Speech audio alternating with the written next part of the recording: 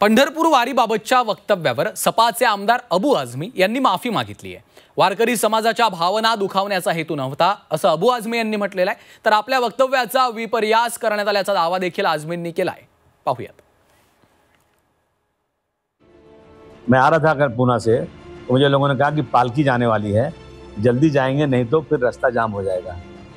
रास्ता जाम हो रहा है, हमने कभी मना नहीं किया, लेकिन हमारी मस्जिद हमारी नमाज के लिए यानी ये जानबूझ करके ना इस देश में मुसलमानों के लिए जमीन तंग की जा रही है।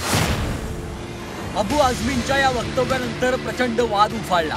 वारकऱ्यांसह राजकीय वर्तुळातूनही आझमींच्या वक्तव्याचा तीव्र निषेध करण्यात आला। आझमींवर टीकेची झोड उठवण्यात आली। त्यानंतर अखेर अबू आझमींना उपरती झाली। वादग्रस्त वक्तव्य करून वाद ओढवून घेतलेल्या आझमींनी आता माफीनामा जारी केलाय। सोशल मीडियावर पोस्ट करून आझमींनी समस्त वारकऱ्यांची माफी मागितली आहे। माझ्या वक्तव्यामुळे गैरसमज पसरवण्यात आले, माझं वक्तव्य तोडून मोडून दाखवलं गेलं। माझ्या वक्तव्यामुळे वारकरी संप्रदायाच्या भावनांना ठेच पोहोचली असेल तर मी माझे शब्द मागे घेतो आणि माफी मागतो। कुणाच्याही धार्मिक भावना दुखावण्याचा माझा हेतू नव्हता।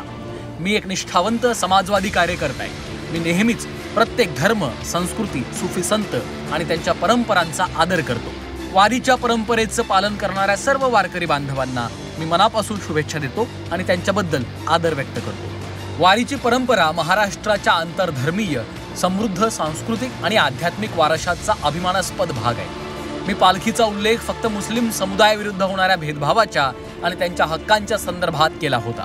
मी कोणत्याही प्रकारची तुलना केली नव्हती। माझा हेतू आणि माझी मागणी कोणत्याही प्रकारे अयोग्य नव्हती।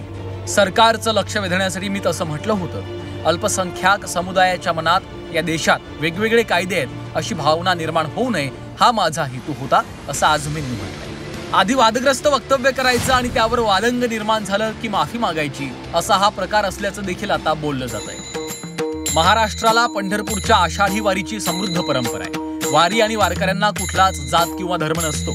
शिस्तबद्ध आणि योग्य नियोजनासाठी ओळखल्या जाणाऱ्या वारीच्या परंपरेबद्दल आझमी बरळले।